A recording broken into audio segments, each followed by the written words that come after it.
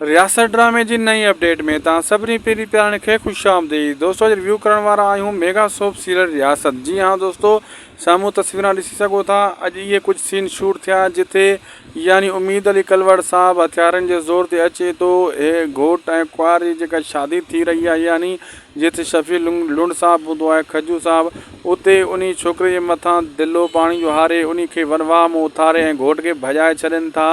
ऐं इहो scene shoot कयो वियो ऐं उहे मटके यानी दिले खे भञी छॾनि था, जंहिंमें खजू साहब जो सीन बि हुयो ऐं उन सां गॾोगॾु ओठो यानी उम्मीद अली कलवड़ साहब जो सीन बि हुयो।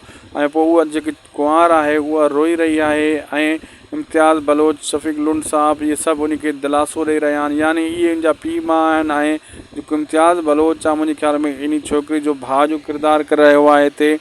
ऐं इहो पाणी हारे करे यानी वनवाह में उथाए छॾियो हिकु ज़बरदस्ती उम्मीद अली कलवड़ साहब। इन मक़सदु इहो आहे त इहो सीन अहिड़े क़िस्म जो आहे जंहिंमें हू शादी में राज़ी न आहे, हथियारनि जे ज़ोर ते अचे थो, घोट खे भॼाए करे या उनखे खणी थो वञे ॿधी करे। पोइ जेका कुंवार वनवाह में वेठी आहे उन खे मथां पाणी हारे ऐं रिश्तो नथो करणु चाहे, ऐं उम्मीद अली कलवड़ उन खे वनवाह में उथारे छॾे थो, रिश्तो टोड़े थो। अहिड़े हिसाब सां मटका घर जा थांव भञे हलियो पियो वञे ऐं उन जे करे उहा छोकिरी रोई रही आहे, जंहिंखे उनजे पीउ माउ दिलासो ॾेई रहिया आहिनि। ऐं हिते मंज़ूर मुराद साहब जो बि हिकिड़ो सीन शूट कयो वियो आहे। ऐं घोट इहो आहे फ़हीम याया भुट्टो, जेको ॻोठ जो साथी आहे।